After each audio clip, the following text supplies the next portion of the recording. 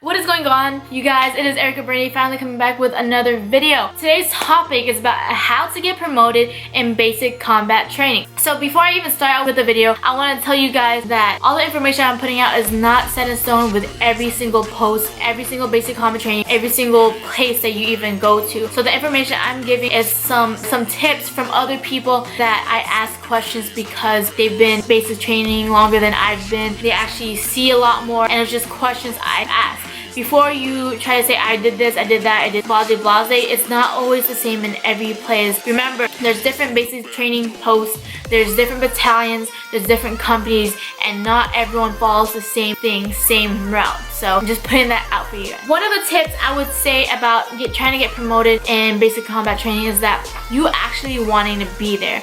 So yes, there's so many people that yes, they want to be in the army, right? But so many of them don't want to actually be in basic combat training. So actually having that mentality, yes, I want to be here at basic combat training because one, it does great for me. Two, it teaches me the fundamentals, all the things that I need to have in order to actually be in the army. And three, you actually try to get the lingo or figure out how your life is about to go, especially if you're active duty. Actually wanting to be there is actually as if someone's teaching you a class, right? A drill sergeant is teaching you a class. Let's say they're talking about land nav. You're sitting down, they're teaching you a class, and there's some people that yes, they're writing their notes, they're looking, and they're like, okay, cool, I understand it. Others probably dozing off, not really thinking of anything. And there's those few individuals that actually sit down, take thorough notes, and pay attention, ask questions when they don't understand, and they actually try to learn everything that the drill sergeant is trying to teach them because they realize this is very good to me because one, I probably have never done land nav before in my life, and two, I'm about to get tested out and actually go in the forest and go through land navigation. When I go through that test, I want to know exactly what I need to do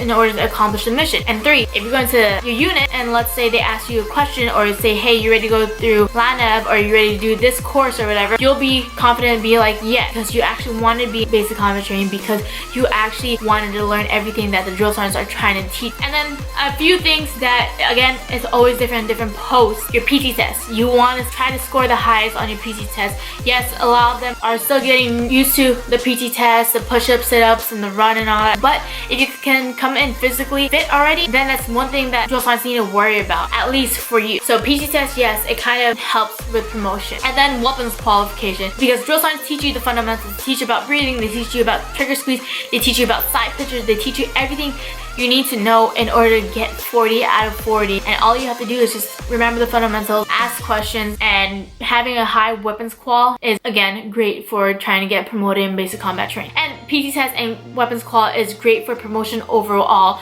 in the regular army as well. Another thing that people look at is no-goes. If you had to retest twice, so if you try to get goes with everything, your red face testing, your white face testing, your blue face testing, your PT test, weapons qual, land navigation, victory tower, all these different little things all go into one. So it's sometimes people may fail that and they have to retest, and that's you gotta no-go, but then you gotta go. So it's the main thing of trying to get goes on every single graduation requirement. And with saying that, it's pretty much like the top 10% of your whole platoon, your top 10% of your whole company that it's probably either might get honor grad, might get promotion. It depends. The one thing I'm gonna tell you is, so let's say you're a specialist and you want to try to get promoted. One thing I can say is that you probably get honor grad if you are part of that top 10% and all that stuff. But the thing is that you won't be able to get E5. That's just not how it rolls, because in order for you to become a non-commissioned officer, you have to have time in service,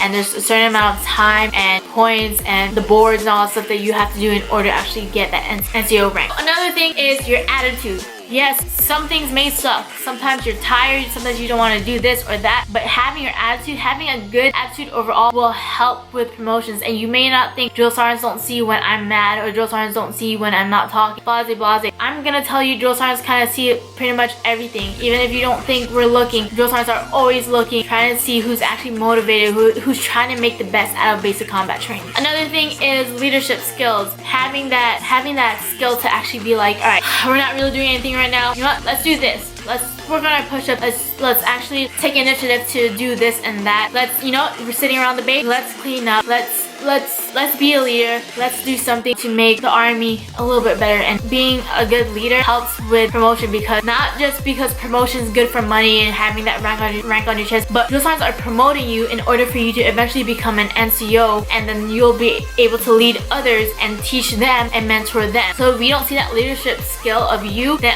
we don't really feel confident of actually giving you a higher rank in order to progress you in order to get that NCO rank. So the average is about 20 getting promoted with a full fill. A full fill is usually around 250 trainees. So it's about 20 soldiers or so, depending again of the company and what first sergeant, commander, and XO want to do. When you go to basic combat training, try to have a good mindset. Try to learn every single day. Don't try to have a fixed mindset. Fixed mindset is you being negative. You're like, oh, why that's stupid, or why would we do that, or we could be doing this instead of that, because it's just being negative. So one thing I'm gonna tell you in order to make basic combat training and might help you with promotion is being positive, being happy you're there, because you did raise your right hand, you did volunteer to be in the military. So try to make the best out of it, because if you ask anyone that's been in the military, ask them about basic combat training, yes, it sucks, yes, it's tiring, but then it's the 10 weeks that you'll never really forget, because that's the main thing that started off your military career. So I hope you guys enjoyed this video. Again, it's always different in